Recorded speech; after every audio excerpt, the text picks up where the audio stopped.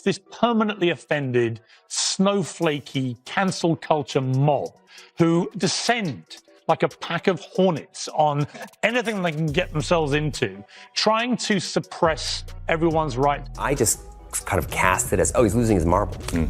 Had I known, I think I would have handled it better. I think I would have been a much more patient person. I think my father would have felt way less alone. Ryan Reynolds. The name alone conjured images of Hollywood charisma, a self-deprecating wit that charmed millions, and, of course, the irreverent fourth-wall-breaking brilliance of Deadpool. He was more than just a star. He was a brand, a cultural phenomenon intrinsically linked to Marvel's comedic edge. Then, the unthinkable ripped through the entertainment world. Marvel, the very studio that had catapulted him to superhero icon status, reportedly severed ties, fired him. The sheer audacity of the news sent shockwaves, but the initial tremor was quickly followed by an even more unsettling phenomenon, a profound, almost oppressive silence. Ryan Reynolds, the king of quips and witty online banter, vanished from the digital landscape, his voice conspicuously absent, and many observers believe this silence wasn't accidental, wasn't merely a strategic retreat. They posit that a powerful, opinionated voice in the media landscape actively amplified the negativity, shaping a narrative so dominant, so condemning, that it effectively silenced Ryan Reynolds in the tumultuous aftermath of his Marvel meltdown. That voice, sharp, unwavering, and always ready with a verdict, Piers Morgan.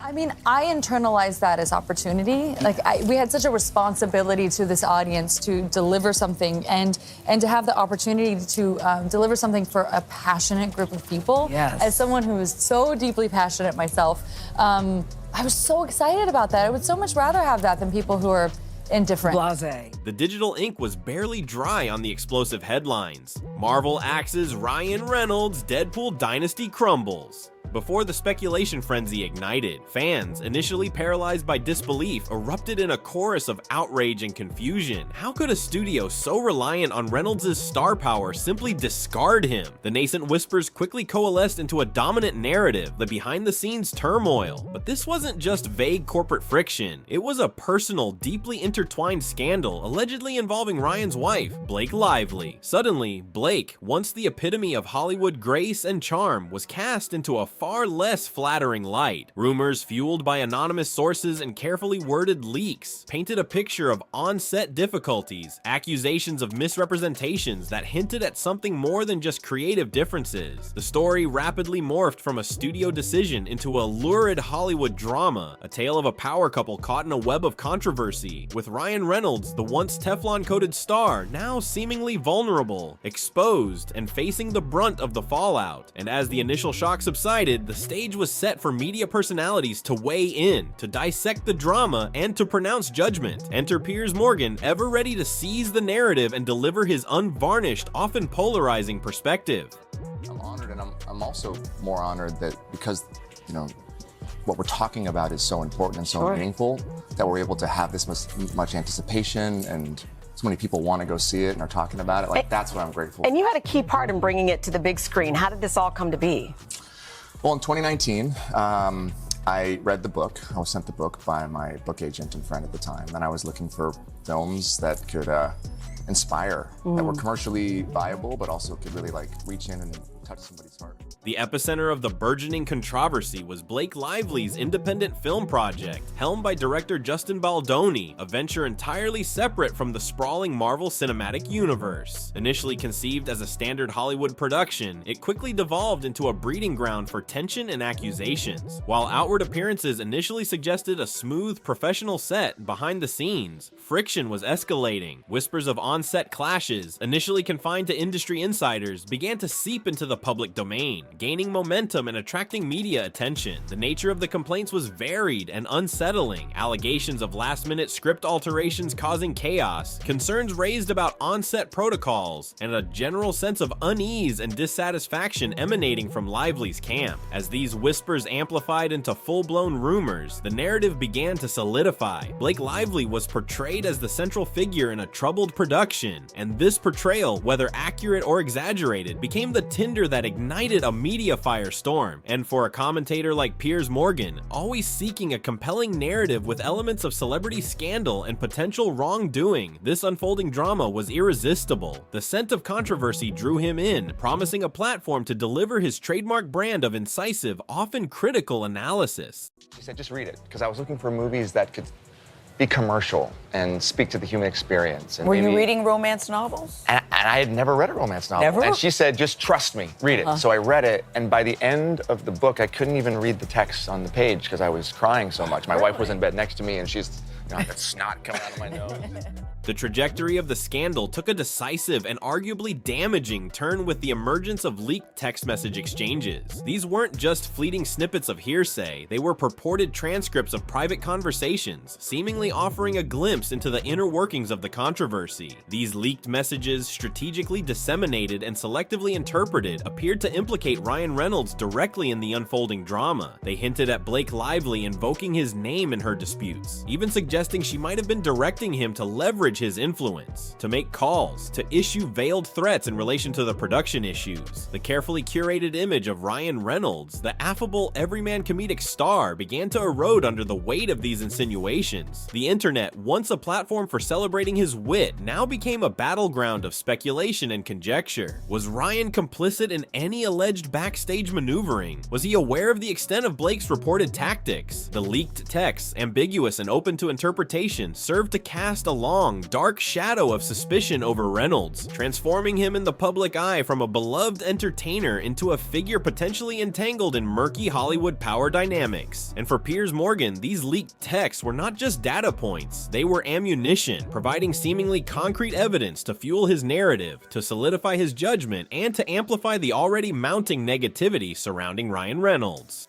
It's believing that people and humanity are inherently good, and they crave nutritious food in their soul just as they do in their bodies. For Marvel Entertainment, a global brand meticulously built on a foundation of carefully managed image and family-friendly appeal. Despite Deadpool's R-rated antics, the burgeoning scandal surrounding Ryan Reynolds and Blake Lively presented a clear and present danger. Deadpool, while irreverent and boundary-pushing, was still a valuable asset within the larger Marvel ecosystem. Any sustained association with genuine off-screen scandal threatened to tarnish the carefully cultivated brand, to chip away at the studio's meticulously constructed image of superheroic heroism and lighthearted entertainment. Protecting the brand became paramount, a non-negotiable imperative for Marvel executives. While internal discussions and strategic deliberations unfolded behind closed doors at Marvel, the public sphere became a stage for a different kind of judgment, a more immediate and arguably more impactful form of assessment. The pronouncements of media commentators. And leading this chorus of public opinion, wielding his considerable platform and unwavering confidence, was Piers Morgan. He wasted no time in publicly dissecting the Ryan Reynolds and Marvel situation, leveraging his extensive media reach to deliver his characteristically forthright, often polarizing commentary. Morgan didn't mince words. He scrutinized the available information, analyzed the rumors, dissected the leaked texts, and, with his signature air of authority, delivered his unequivocal verdict. Ryan Reynolds, whether through direct action or through implicit association, was deeply embroiled in a damaging Hollywood scandal, and Marvel, in his view, was entirely justified, perhaps even obligated, to take decisive action to safeguard their brand, to sever ties, and to protect their meticulously crafted public image.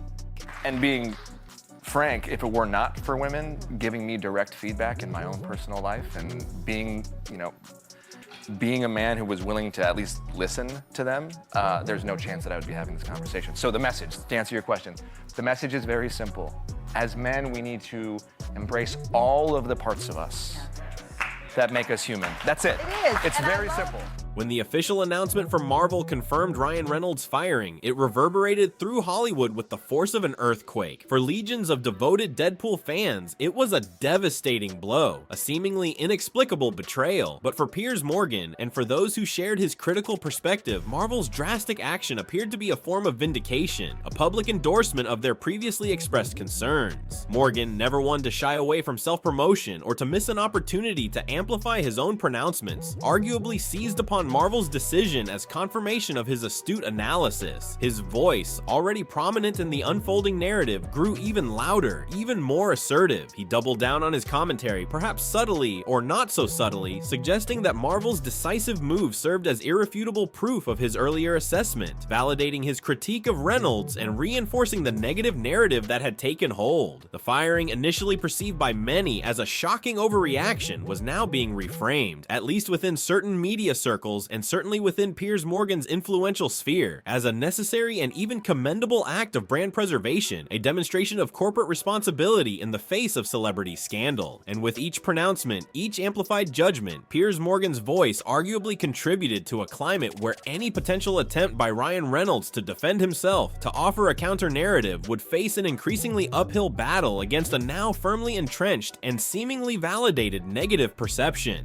In the immediate aftermath of the career-altering firing, Ryan Reynolds retreated from the public sphere, a stark and telling contrast to his typically ubiquitous online presence. The usually effervescent, joke-slinging star became conspicuously absent, his digital accounts falling silent, his public statements non-existent. This deliberate silence in the face of such a monumental professional setback became a subject of intense speculation in itself. Was it a calculated strategic maneuver, a carefully considered decision by his public relations team to weather the storm in private? Or was there a more profound, more impactful force at play, contributing to this conspicuous absence of voice? Many observers began to speculate that the overwhelming tide of negativity, relentlessly amplified by influential figures like Piers Morgan, had effectively silenced Ryan Reynolds, not in a literal physical sense, but in a more insidious, more psychologically impactful way.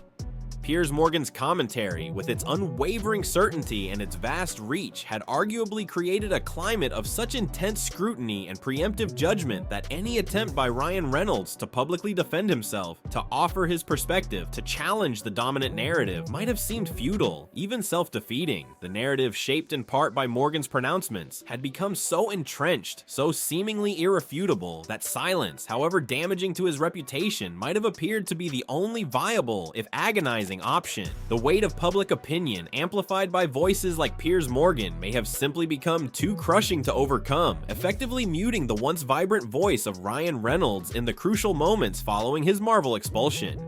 Public sentiment, initially a volatile mix of shock, outrage, and confusion following Ryan Reynolds' firing, began to solidify and coalesce under the persistent influence of ongoing media coverage, and figures like Piers Morgan played a demonstrably significant role in shaping this evolving public perception. His consistently critical stance, disseminated across his vast media platforms, resonated with a significant segment of the audience, gradually hardening the negative narrative surrounding Ryan Reynolds. Even those initially inclined to sympathize with Reynolds, to question Marvel's seemingly drastic decision, found themselves increasingly influenced by the relentless commentary suggesting his complicity in backstage drama, reinforcing the idea that Marvel's actions were not only justified, but perhaps even necessary. Piers Morgan's voice, amplified by his substantial reach and unwavering conviction, arguably contributed to a pervasive climate of skepticism and prejudgment, a climate where any potential attempt by Ryan Reynolds to reclaim his narrative, to offer a counter perspective,